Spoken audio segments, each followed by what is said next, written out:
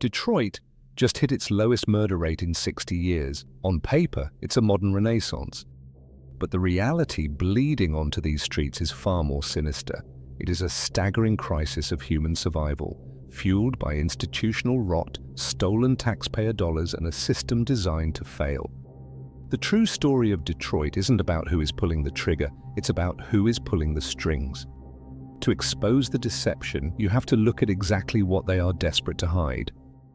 This chart plots violent crime in Detroit from the 1960s to 2025. By the end of this period, the city achieved something that seemed mathematically impossible a decade prior. The homicide rate dropped to just 165, a low unseen in 60 years. Carjackings followed a similar trajectory, falling 84% since 2015. On paper, the city has cured its worst symptom. Politicians are using these metrics to claim a modern renaissance, suggesting the streets are the safest they have been in generations. Yet if you walk through those very same streets today, the city feels like it is suffocating. Behind the glossy public relations campaign lies a massive crisis of human survival. A wave of extreme poverty is breaking the back of the population. Right now, 31.5% of all Detroit residents are trapped below the poverty line. The casualties extend to the next generation. Throughout the 2022-2023 school year, 1 in every 19 Detroit public school students was completely unhoused. The statistical safety of the streets is being undermined by a massive wave of evictions, creating a pervasive threat to residents that no crime metric can capture. If a mother and child lose their home in Detroit today and dial the city for emergency shelter, they aren't met with a bet. They are immediately placed on a wait list. This timeline shows the reality of that gridlock. The average wait is 130 days, over 4 months of surviving the Michigan elements before the local government can even offer a roof. Because of this, the number of unsheltered individuals has doubled since 2015. Those individuals are building lives wherever they can find space, surviving in parks, the back seats of cars, and concrete highway underpasses. And for the few who actually make it inside the shelters, safety remains a challenge. Recent city reports describe facilities with 10 people to a room, vermin infestations, and disabled residents trapped in multi-story buildings without working elevators. This lack of basic infrastructure persists while billions in redevelopment funds pour into downtown, corporate high-rises and luxury developments. The institutions tasked with saving lives have become traumatizing holding cells. This system is actively failing its most vulnerable citizens by design. The city's homelessness crisis isn't due to a lack of resources, but rather a pattern of looting by public officials. As tent cities expand, public officials have been raiding the vault. Recently, a Wayne County official was sentenced to federal prison for defrauding the county out of $2,300,000 in taxpayer funds. Further investigations into 2026 unearthed more schemes, including a $300,000 phony invoice fraud orchestrated by the former director of the Detroit People Mover. The money meant to rescue families is being siphoned away by the very people sworn to protect them.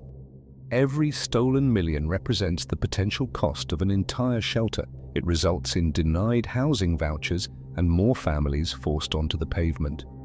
When public funds are treated like personal accounts, the municipal system shifts from a safety net into a barrier, directly stripping resources away from the families who need them most. Detroit is at a turning point. The statistical drop in violent crime buys the city time, but it offers no immunity from the consequences of extreme poverty. As the unsheltered population becomes increasingly visible, the public relations narrative of a resurrected city is rapidly disintegrating. To address this, a definitive blueprint for survival requires stripping the bureaucracy to the bone and bypassing the middlemen who have failed the city.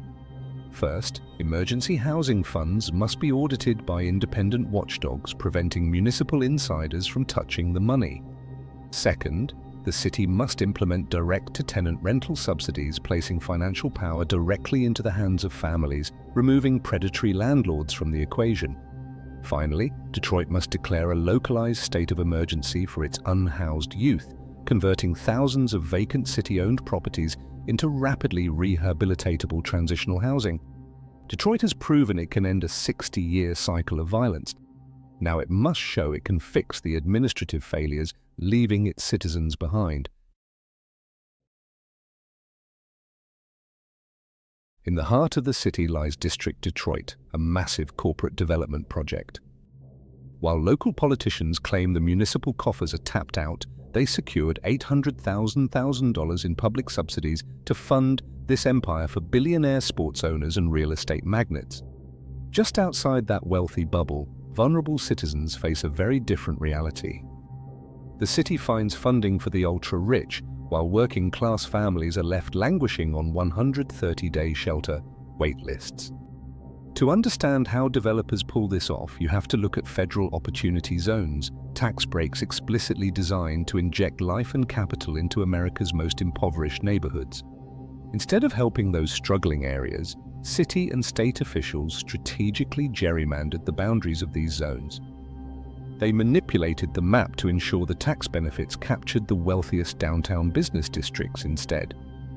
The administration is building a taxpayer-funded playground for elite while ignoring the collapse of residential blocks just a few streets away.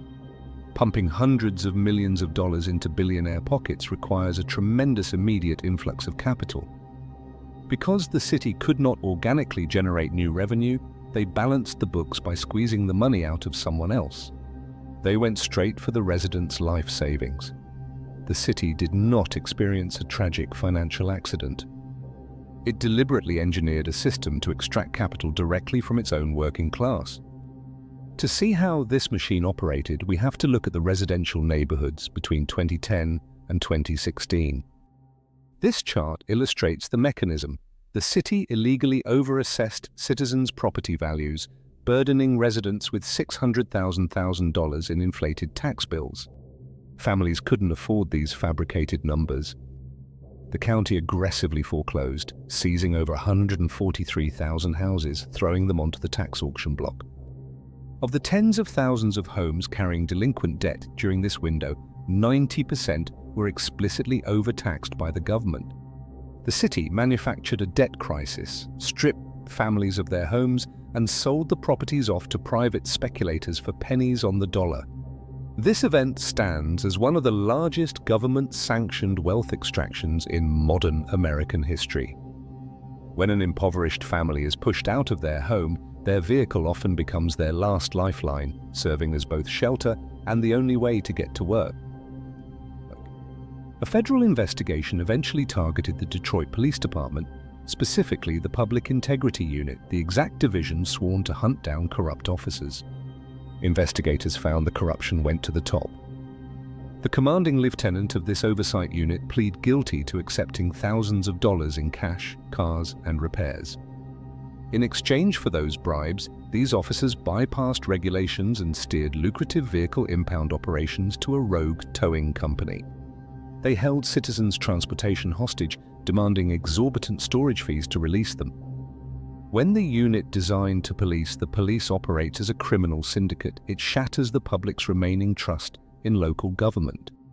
By early 2026, the predators operating in the city had evolved.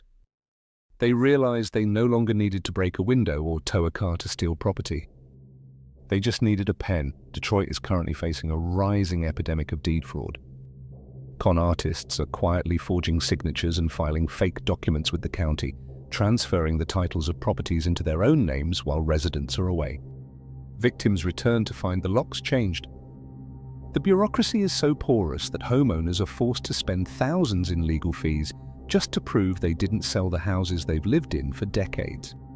Meanwhile, the Detroit Land Bank, the agency responsible for managing vacant properties, faces repeated federal investigations over highly questionable multi-million-dollar demolition contracts. From street-level forgery to municipal contracts, the entire apparatus operates as a machine designed to erase the working class through red tape. The two Detroits function as an ecosystem where the corporate elite actively feed on the wealth of the surrounding neighborhoods. Reversing this death spiral requires a different approach. Housing advocates called the blueprint for true recovery dignity restoration, and it starts by abandoning corporate handouts. The first critical step is direct financial restitution. The city must legally compensate the thousands of families whose homes were stolen during the over-assessment crisis, utilizing state funding to restore the generational wealth that was wiped out. Next, municipal entities, from police towing contracts to the land bank's demolition programs, require permanent federal oversight to freeze pay-to-play corruption.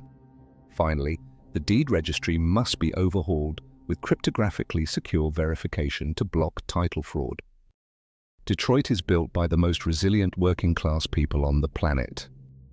They do not need to be saved by corporate handouts. They just need the government to stop stealing from them.